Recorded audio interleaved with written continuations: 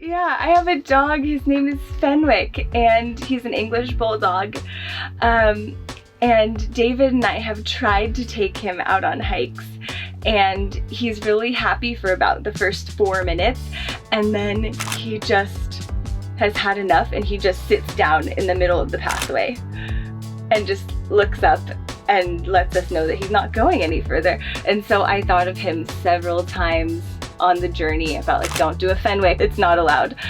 But yeah, I thought of him a lot as I ran and did not do a Fenwick, which is good.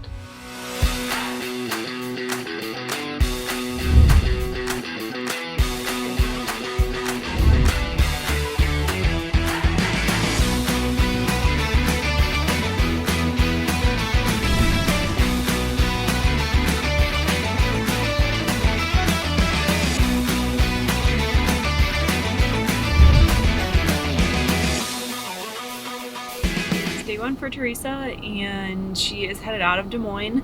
Something that's super nice about Des Moines is that there's a really big interurban trail system here, which is super nice for her. It keeps her off the road, and she gets to see other runners and bikers. Something that is more challenging is that crew stops are a little bit hit or miss.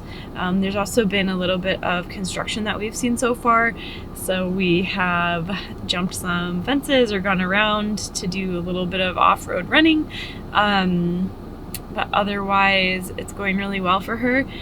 We ran into a train, so we took a little break there.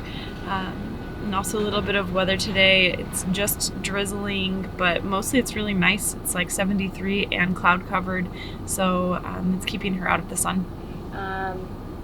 So in the beginning, I was listening to, like, I love the Rich Roll podcast. That's my jam. I always listen to the Rich Roll podcast. And I listened to, I got through one audiobook. Now I don't know what it was. Yeah, it was plant-based for athletes, and that was a plant-based athlete. That's what it was. And the scenery, since you asked, did make a big difference, because there was one day where I think it was cornfields for 28 miles, and there was not a water tower in sight or anything, and so the cornfields were great for like the first 10 minutes, but then after that there was just a lot.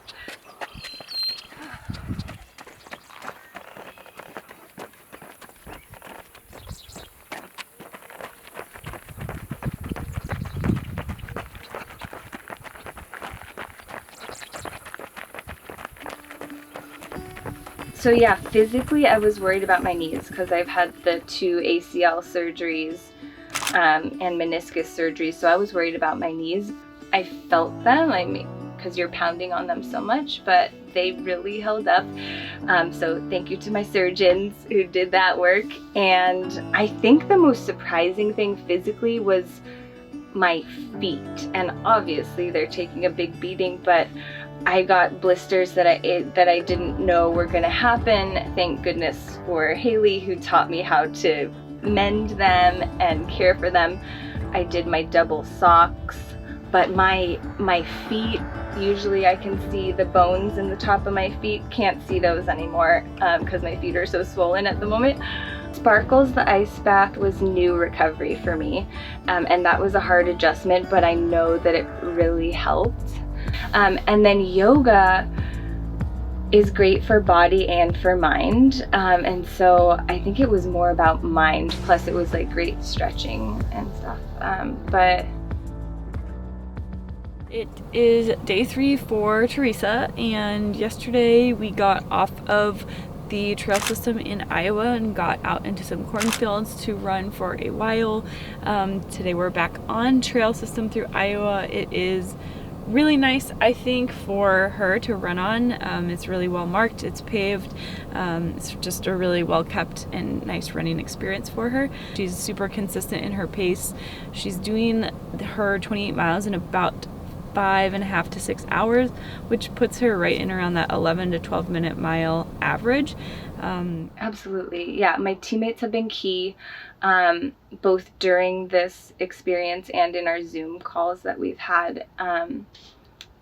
They're super uplifting.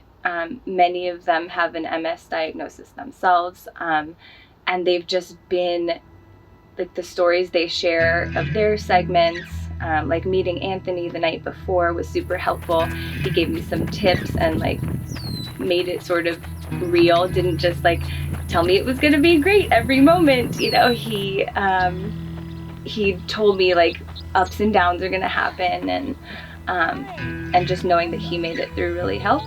And in addition to my teammates, like all my supporters on Facebook and social media, like the messages were more uplifting than I knew they were going to be. They really helped, as well as like passersby on the road that would give me a wave. It just like, it moves you forward at times where you think like it's really rough, and then you get a little wave and you're like, I got this.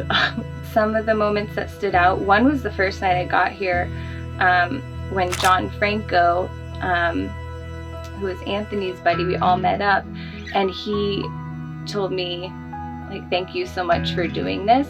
And that, I think that was the first time I had someone say thank you to me for like what this was doing. And then there was one comment on the MS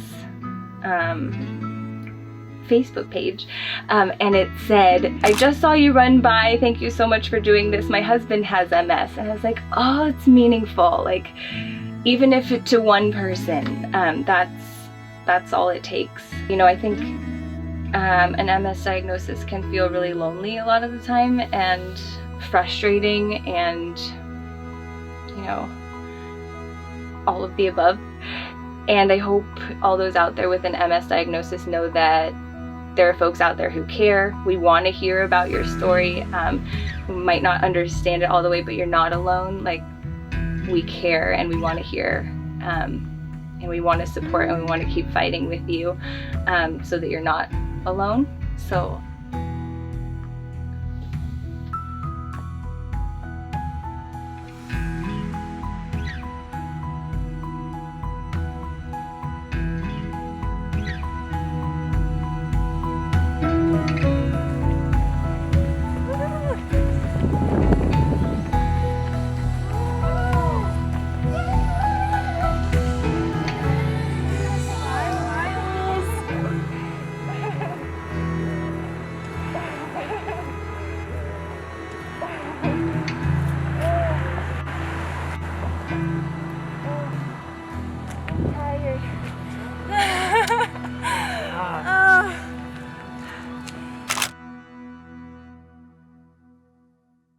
my name is Theresa Martin.